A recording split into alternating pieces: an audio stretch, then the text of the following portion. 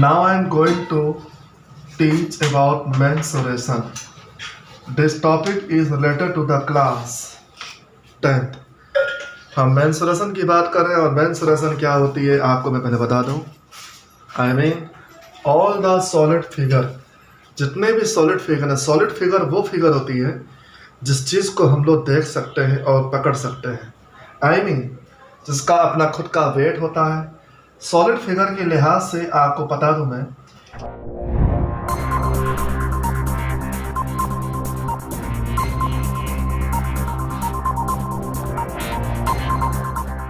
एक होता है प्लेन, एक होता है सॉलिड फिगर. तो बात होती है फिगर. ओके, तो फिगर होती है दो तरह की. फर्स्ट होता है प्लेन और दूसरा मतलब ये शेप मॉडल में होता है, राइट ना भाई, शेप. और ये होता है आपका सॉलिड. सॉलिड के शेप के साथ साथ अपना खुद का वेट भी होता है ना. वेट और शेप, मेरे कहने का मतलब आप खुद समझ जाओगे. अगर मैं बात करूं यहाँ पे प्लेन फिगर जिसको शेप हम कहते हैं कि ब्लैक बोर्ड कैसा होता है, तो आपका आंसर है रेक्टेंगुलर. आई मीन जब आपने कहा कि रेक्टेंगुलर के ही शेप में होता है, तो ये जो आपने बनाया ना ये शेप है और इसको हम उठा नहीं सकते, छूने. ये क्या है, इट इज़ रिप्रेजेंटेड. तो रेक्टेंगल क्या चीज़ है, उस चीज़ का शेप होता है और यही आपका होगा प्लेन फिगर. और हम जानते हैं रेक्टेंगल में it is length and it is breadth. कहीं अगर यही रेक्टेंगल, बहुत सारे रेक्टेंगल मिल जाए, है ना, बहुत सारे रेक्टेंगल मिल जाए, तो इन रेक्टेंगल के पेज को मिला करके एक नई चीज़ बनाएंगे जिसका खुद का अपना वजन होता है. आई मीन अगर मैं बात करूँ एक रेक्टेंगल इस तरह से और एक रेक्टेंगल इस तरह से, सभी रेक्टेंगल के कोने कोने के पॉइंट को मिलाया जाए तो जायज़ है ये चीज़ क्यूबाइड बन जाती है. इस चीज़ को आप जानते हो, that is like this. Daily life में इसको बॉक्स बोल सकते हैं, राइट है. इसको बोलते हैं रेक्टेंगल, जबकि इट इज़ रेक्टेंगुलर सॉलिड हो गया. तो मैं इसी बात को मैं समझाऊंगा मेंसुरेशन के अंदर क्या करना है कि मैं सॉलिड फिगर के बारे में उसका मेजरमेंट पढ़ेंगे. क्या पढ़ना है मेजरमेंट में, वॉल्यूम क्या होती है, एरिया क्या होती है. तो स्टार्ट करते हैं कुछ फर्स्ट टॉपिक को लेकर के जिसका नाम है क्यूब एंड क्यूबाइड. आइए स्टार्ट करते हैं. क्यूब और क्यूबाइड कोई दूसरे से अलग नहीं. अगर मैं बात करूं cuboid, this is the first heading. Cuboid it is produce by, इसका जन्म रेक्टेंगल के पेज से बना, इसीलिए इसको प्यार से रेक्टेंगुलर सॉलिड भी बोलते हैं. Rectangular solid. अब क्यों ना बोले, हम जानते हैं अगर ये रेक्टेंगल इसका पेज ही होता है तो सभी रेक्टेंगल, क्यों, क्योंकि रेक्टेंगल की खासियत क्या होती है, face to face side equal होती है. तो अगर मैं इन्हीं रेक्टेंगल को अगर कॉर्नर टू कॉर्नर पॉइंट्स को मिलाया जाए, this box is called cuboid के नाम से जाना जाता है.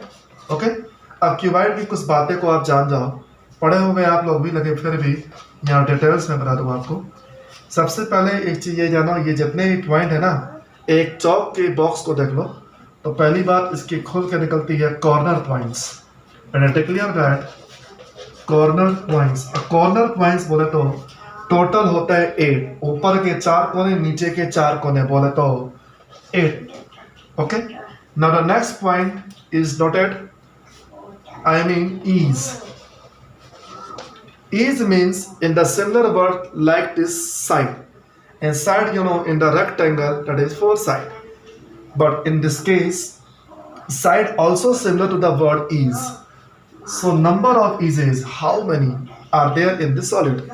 तो इसका जवाब ये हुआ कि there are, जो कि आपको मैं बता दूं इस पॉइंट पर कितने साइड है. आप किसी भी जंक्शन पॉइंट को देख लो, एक पॉइंट पर ये 3 लाइन निकलेगी, इस पे भी कितनी निकलेगी, 3 लाइन. तो टोटल कितने होंगे, 3 4 जा 12. अब वही लाइन आपस में मिल जाती है और इसीलिए नंबर ऑफ इजेज होते हैं 12, राइट ना भाई, 12 साइड्स. कॉर्नर पॉइंट 8 होते हैं और ईज होते हैं 12, जबकि इसके पेज, जैसे कमरे के पूरे बंद कमरे के लिए कम से कम क्या चाहिए, 6 पेज चाहिए. आई मीन चौक का बॉक्स. तो इसीलिए इसको बोलते हैं सरफेस, राइट है ना भाई. ओके, सरफेस की बात करूं तो number of surface in the cuboid does exist in 8 in counting. I mean 6 होते हैं, ठीक है ना. तो टोटल सरफेस 6 होता है। कैसे? ऊपर वाला और नीचे वाले को बोलते हैं फेस टू फेस। और एक चीज का और ध्यान देना, इसमें फेस टू फेस सरफेस आपस में इक्वल होते हैं। I mean face to face surface are equal. इसका मतलब up and down and left and right ये सब आपस में इक्वल होते हैं। जितनी बड़ी इसकी एरिया होगी उतनी बड़ी एरिया इसकी भी होगी। Left area equal to right area. मैं ये कह सकता हूं कि अब एरिया बराबर होती है डाउन, और इसके लिहाज में अगर मैं ऐसे कर लूं left area this is equal to right area. जो कि क्यों होती है? क्योंकि रेक्टेंगल इसका पेज है, इधर भी रेक्टेंगल इधर भी रेक्टेंगल, राइट है ना। तो ये बात होती है। और इसके अंदर लास्ट में एक बात और निकल के आती है। अगर क्वेश्चन में पूछा जाए सबसे बड़ी से बड़ी छड़ क्या होगी, लॉन्गेस्ट रॉड क्या होती है, उस चीज को भी मैं डिक्लेयर कर लूं।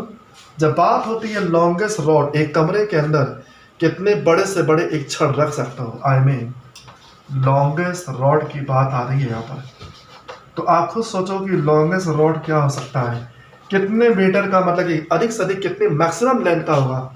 लॉन्गेस्ट रॉड का मतलब मैक्सिमम रॉड कहाँ से कहाँ तक, क्या ये अप से डाउन या फिर लेफ्ट से राइट, ऐसा नहीं। सबसे बड़ा डिस्टेंस कमरे का होता है इस कोने से, मतलब lower corner to upper corner, right ना भाई। और इसको इससे मिलाया जाए, इस पॉइंट का नाम दे दो T, then B T is the longest rod. एक कोने से, ऊपर के कोने से नीचे कोने के लेंथ को क्या बोलते हैं, लॉन्गेस्ट रॉड बोलते हैं। और रही बात इसका फॉर्मूला जो नेक्स्ट वीडियो में हम जारी करेंगे, तब तक के लिए बने रहिए मैथ विद बेस के साथ। इन्हीं इंटरेस्टिंग फैक्ट को लेकर के हम आए हुए हैं। सोचे कि जूनियर क्लास का भी स्टार्ट कर दें, राइट है। और इसमें क्वेश्चन भी हम करवा देंगे, एग्जाम्पल, इसका यूज, इसका ग्रामेटिकल क्या है।